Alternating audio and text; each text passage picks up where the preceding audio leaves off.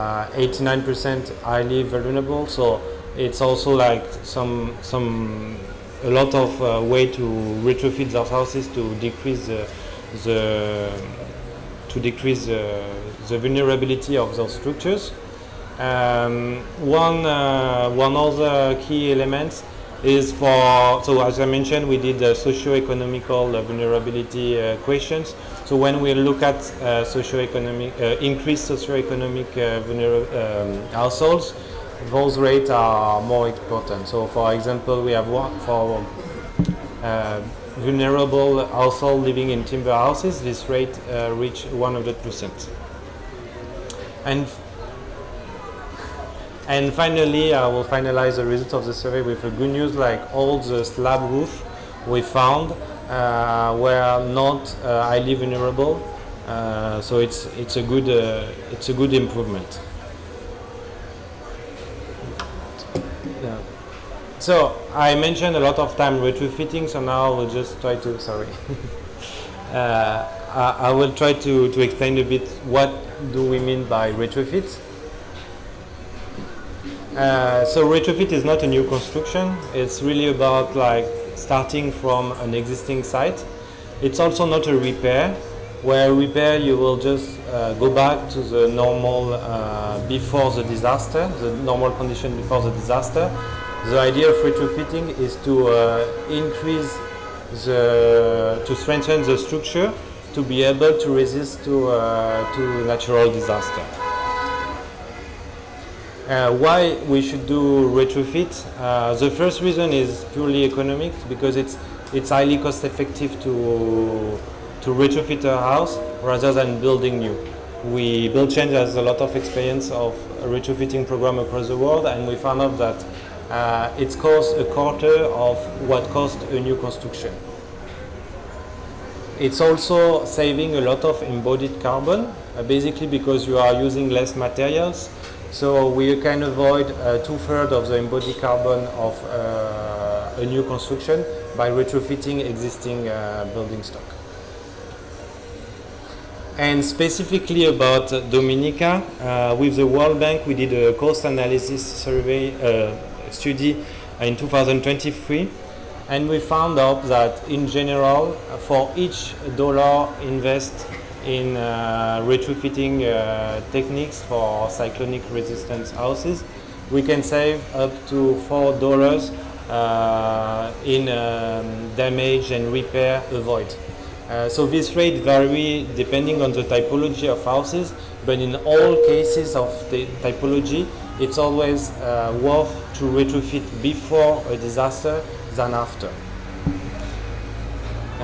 Can continue. So as part of this project, we take the survey data and we develop a series of technical guidance. So Dominica has already a very great guide to housing standards for new construction mainly, and the idea was to extend and complement those guidance specifically tailored for improving existing house. So Honorable Minister Mrs. Skerrit will launch the awareness manual. That is the first of the 3 technical guidance we will do under this project. But in the coming months, we will have a strengthening manual for houses and a supervision manual. So, more technically speaking, I will give you like 4 examples of vulnerability we saw during our survey, and what are the solutions for that. So the first problem we saw was the dimension of the rafter that was not size enough to sustain high winds. So a lot of 2x4, for example, or 2x6, but spaced too far from the other. So a solution for that, instead of doing a new roof, is to sister the existing rafter with another 2x6 rafter that you will nail to the existing rafter. And this will really enhance the resistance of the rafters. A second problem we found out in a lot of houses is the absence or a bad quality connection between the walls and the timber structure. So as you may know, this is really important to have a roof well connected to your masonry and your ring beam.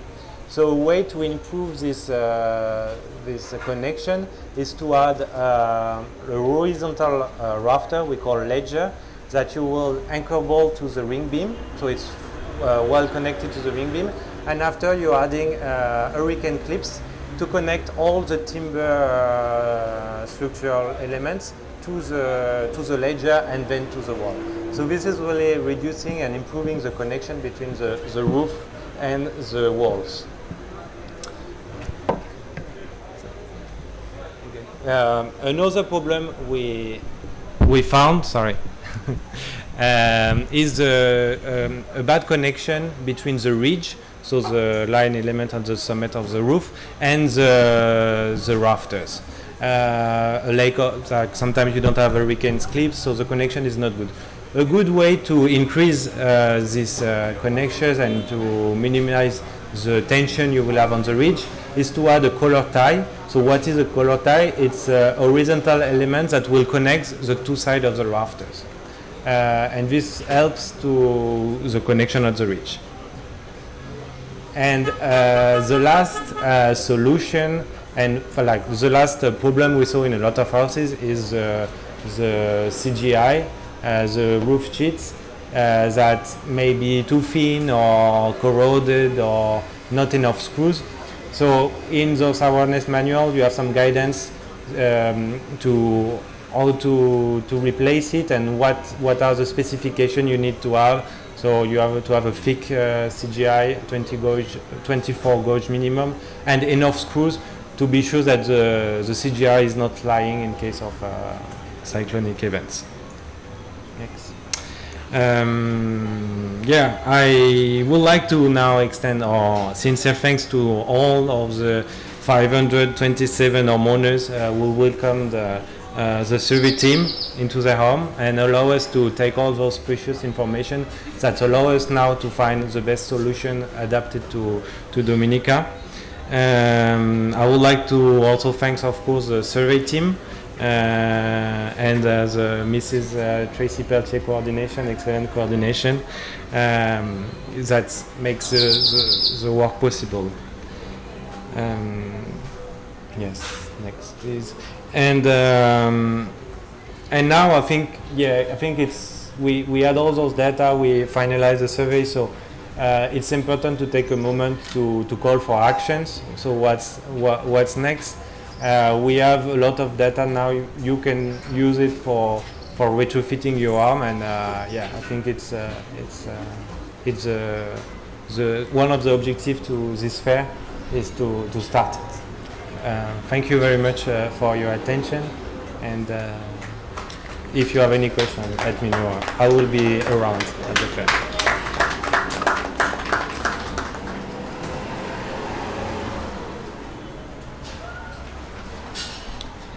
Thank you so much, Mr. Paya. We have taken note of your findings and your recommendations, and we'll certainly seek to incorporate those in our resilient building efforts.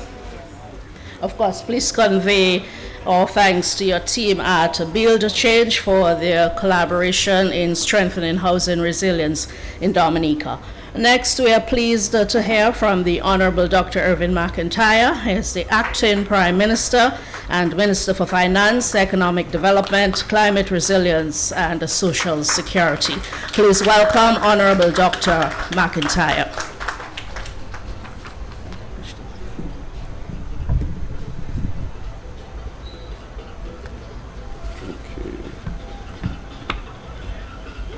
Thank you very much, Dion.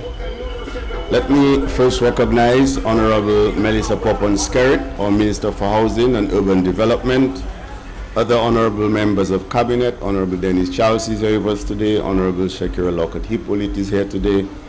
Your Worship Sandra Omin-Roy, Mayor of Roseau, Mr. Reginald Sevre, Permanent Secretary, Ministry of Housing and Urban Development, Ms. Lisa Valmore, Permanent Secretary, Ministry of Tourism, Mr. Pierre Paya, Project Engineer, Build Change, Ms. Tracy Peltier, Project Coordinator, Pastor Samuel Augustine, members of the media, ladies and gentlemen, a pleasant good morning to all gathered here today. It is a pleasure to be here for the opening of the first Resilient Housing Fair, an initiative I hope will bring a regular feature given the importance of safe and sustainable building practices. This event is yet another example of our government's commitment to ensure that every Dominican has access to housing that is secure and dignified and designed to support resilient, future-ready communities. I bring you greetings from the Honorable Prime Minister, Roosevelt Skerrit, and best wishes for a successful event. Let me begin by extending commendations to the Honorable Minister for Housing and Urban Development, Honorable Melissa Popon Skerrit, and her dedicated team at the Ministry. Through this vision, hard work, and a deep concern for well-being of our people, they continue to advance a bold housing agenda that leaves no one behind. I wish also to thank Bill Change, the Coalition for Disaster Resilient Infrastructure, and Mr. Pierre Paya, who has walked us through the important work done to assess the safety of our homes on island and provide solutions for building stronger and better. This Resilient Housing Fair is not a standalone event. It is part of a wider national strategy that reflects the government's determination to ensure that every Dominican has access to a safe and secure home, one that can stand up to the harsh realities of our changing climate. And so it seems to me that the objectives of this fair are clear and timely: to educate homeowners and builders on how to strengthen homes through smarter designs, improved building materials, and compliance with resilient building standards, and to empower citizens to take action, equipping them with the tools, technical support, and information needed to build safer homes and communities. It is my hope that the Homeowners Awareness Manual, being launched today, and the forthcoming Technical and Supervision Manual will become a household companion, especially as we move deeper into this era of intensified storms and environmental risks. The tips on retrofitting techniques, proper maintenance, land stability, drainage, and hazard awareness are extremely timely in these times. Ladies and gentlemen, our pursuit of resilience did not begin in a vacuum. In 2017, Hurricane Maria ravaged our island, flattening over 90% of our building stock and devastating thousands of families. That event, seared into our collective memory, was a turning point. It forced us to confront the realities of our changing climate and take urgent measures to protect our country and our people. Since then, this government has prioritized resilience across all sectors, from our health system to our road infrastructure, to the way we manage our water resource, to fiscal resilience. But perhaps nowhere is the need for resilience more visible and more urgent than in the housing sector. Housing is about more than shelter, though. It is a basic need of every person. Proper housing is a foundation for stability. It impacts education, productivity, mental health, and economic opportunities. When families feel safe in their homes, they thrive. And when homes are strong, communities become resilient.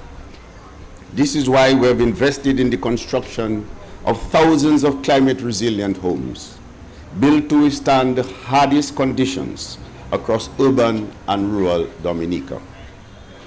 We have updated building codes, facilitated land title access, and partnered with organizations like the World Bank and now Bill Change to strengthen technical capacity. But I believe that government cannot and should not do it alone. Resilience is not something we simply build around people. It is something we must build in conjunction with our people.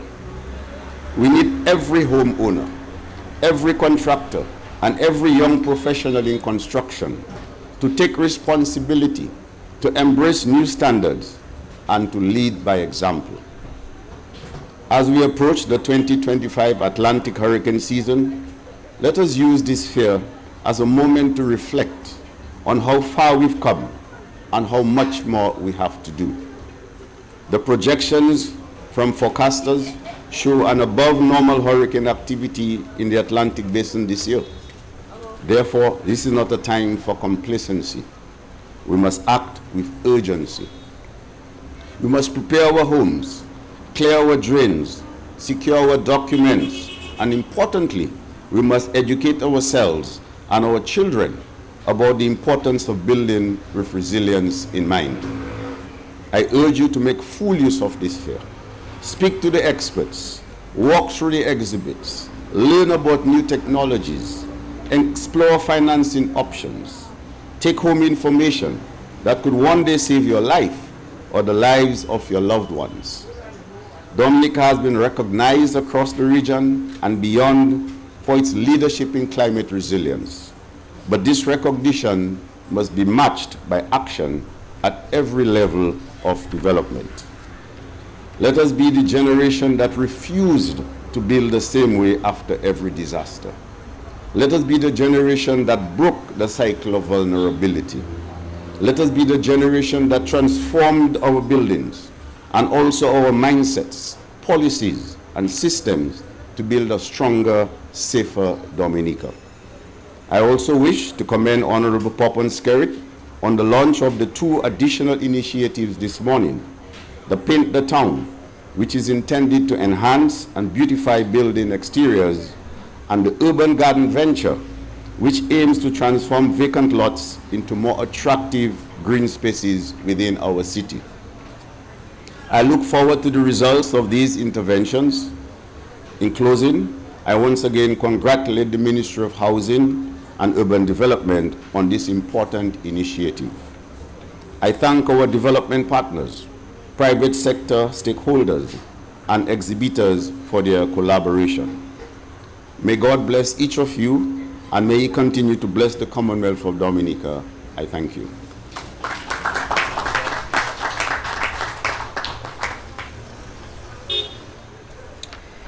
Thank you so much, Acting Prime Minister, for your remarks and for underscoring the vastness of this government's effort to strengthen resilience in the aftermath of Hurricane Maria and the subsequent weather events. Thank you so much. And now we invite the Honorable Minister for Housing and Urban Development, Melissa Poppins-Skerrit, to return to the podium to officially launch the 3 initiatives on our program today. She's so eager to do so, I'm just gonna hand over to her. Good morning again. So right now I am very pleased to officially announce the publication of the Homeowners Manual on Resilient Housing. Oops.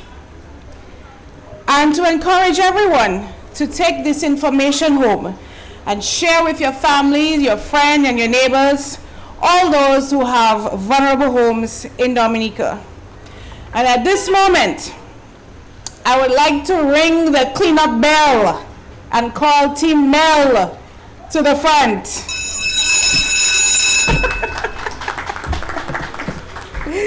Team Mel, I want everybody to see you. There's my team, Mel. That's it, you can just stand here. This team is led by the coordinator of our urban development, Mr. Samuel Augustine. And I really want to commend these guys. And the reason is, it's very difficult to find people to do their job in Roseau. And I was very happy when they agreed to come on board and join. The fact is, I'm really looking for more teams for Roseau Central who can do this type of work. I'm scoring all of Roseau. The fact is, some people don't want to do these jobs, but they're just as important because they play a critical aspect, a critical part of keeping our city clean. And as you know, we have some challenges with that. But I have been trying my best to find people to expand on my team. I need about 3 other teams in Roseau with about 10 people each. When I was desperate before, I had to ask for NEPs in other constituencies to come to the city to do this job. But they have their work to do as well. And so I'm putting this out there. This is a challenge for me in the city, but the cleanliness of the city is everybody's business. And I am looking to expand and help these guys. Men, women, wherever you are, come to my office. We are ready to employ you. I have been asking for a while, and I'm putting this out there publicly now. If anybody is willing to come and join our wonderful team, who are very excited and motivated, they're not just cleaning the city, you know. They're painting, they're doing the odd jobs, they're clearing our abandoned lots, they're doing our urban gardens. And of course, I'm going to add it to the list of different areas that we have to continue elevating and beautifying in the city, planting as well. So ladies and gentlemen, I want to say to my team, thank you. I know you're on your way to starting the first 2 homes in River Street. So thank you. And ladies and gentlemen, pass and see what they're doing. They're excellent at their job. They're working on the job. They are actually learning on the job as well and building their skills. So we're building the skill set of our people as well. Thank you, and see you guys on the streets.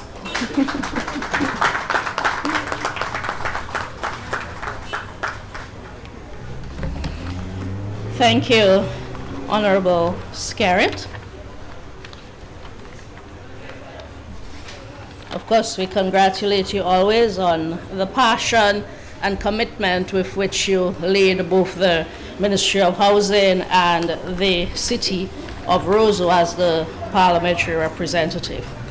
At this point, ladies and gentlemen, we're winding down the formal part of our program, and so to express appreciation to all who made this event possible, please welcome Ms. Tracy Peltier. She is the project coordinator for all of this, and she will deliver a vote of thanks.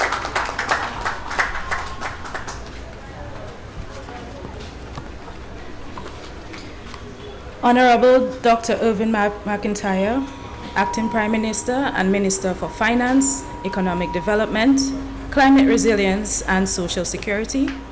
Honorable Melissa Popon-Skerrit, Minister for Housing and Urban Development. Other honorable cabinet members, Your Worship Sandra Amin-Rouye, Mayor of Roseau, Mr. Reginald Sevre, Permanent Secretary of the Ministry of Housing and Urban Development. Other permanent secretaries, Mr. Pierre Paya, Project Engineer of Bill Change, Pastor Samuel Augustine, members of the media, ladies and gentlemen, it is my honor and privilege to extend heartfelt thanks on behalf of the Ministry of Housing and Urban Development to all who contributed to today's Resilient Housing Fair. First, to our distinguished speakers, thank you for your leadership and for championing the cause of resilient housing in Dominica. Your commitment to building a stronger, safer, and more climate resilient nation is deeply appreciated by the Dominican people. We are grateful to Pastor Samuel Augustine for opening the ceremony with prayer and inspiration. To the Mayor of Roseau, thank you for your warm welcome and for your continued partnership as we work to enhance our capital. Special thanks to Ms. Louise Fawkes and the team from Bill Change for your invaluable collaboration, research, and technical contributions, especially in supporting our National Housing Survey and the development of the Retrofit Manual that we proudly launched today. We thank Mr. Pierre Paya for being with us in person to share insights on the Housing Survey and for his recommendations. To our vocalist, Shanice, thank you for blessing us with your talent and adding your voice to this event. We also recognize the hard work of our technical teams from the Housing Division, Physical Planning Division, GIS Unit, and the Urban Development Unit for your dedication. To all exhibitors, service providers, and stakeholders in the private sector, thank you for showcasing innovative solutions and services that will help to strengthen our nation's housing sector. Your participation will truly brings this fair to life. A special thank you to the organizing team for your behind-the-scenes work in bringing this event to fruition. Finally, thank you to all media partners and our social media influencers for sharing today's activities with the Dominican audience. Thank you everyone for coming, and enjoy the remainder of the fair.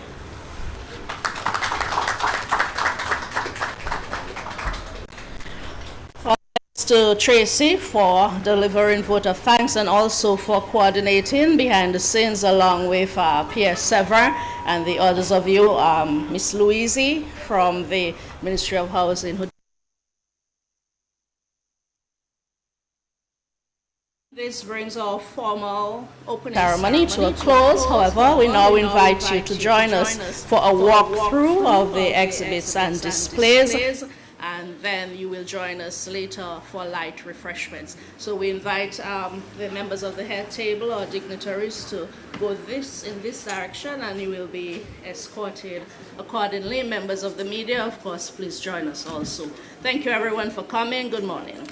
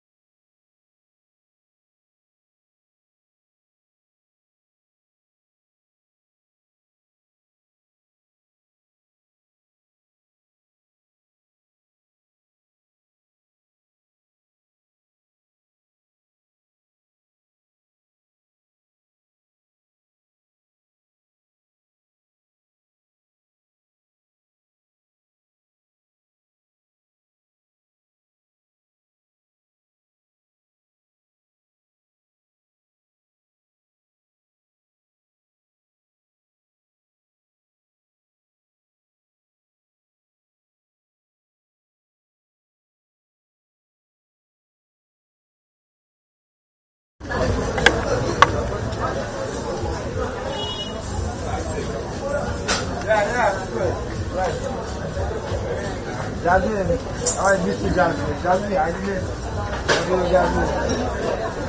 Jasmine, if I knew, we have the Jasmine. Good morning. You'll be my this time? You'll be my Right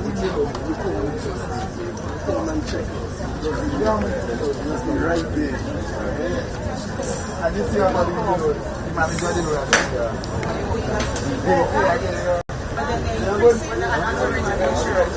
The scenario of it is drastically increased the amount of monthly mortgage payments. I was speaking to somebody and it was increase of $500. Additional $500 just because the insurance company brings their rates. The bank calculator these days is the bank negotiating on the bank calculator. We have a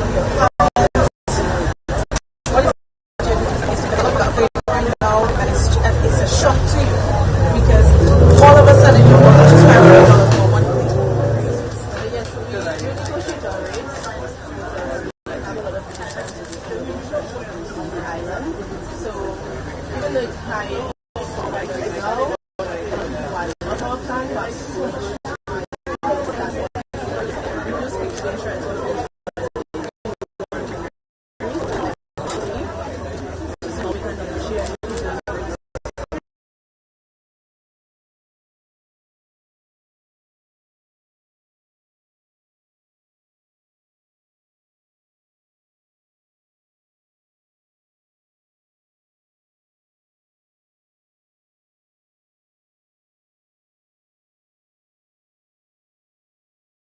Cooperative trade unions, farmers, we don't have a housing component. No, we don't have a farmers insurance. That's a very good suggestion. That I mentioned that. That's probably something we can look into. Thank you very much.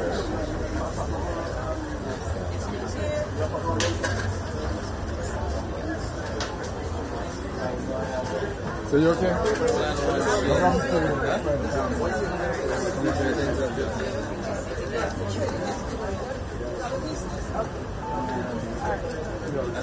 Yes, yes. So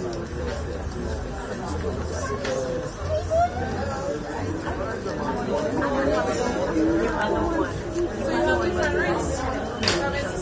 Yes, I do. The rates are higher. It's a 5% over there. We have a 4.5%. It's for different needs of the this is also a mortgage of 4.5%. Various strokes for different folks. That fit their needs. So we are able to be flexible and help out our members in various ways. Depending on what they can afford. For the low income. This one is the low income mortgage, 4.5%. That's really good. And it comes with a pre-approved plan. So it helps the member in regards to going back and forth in planning and so on. So we assist the member up to that point.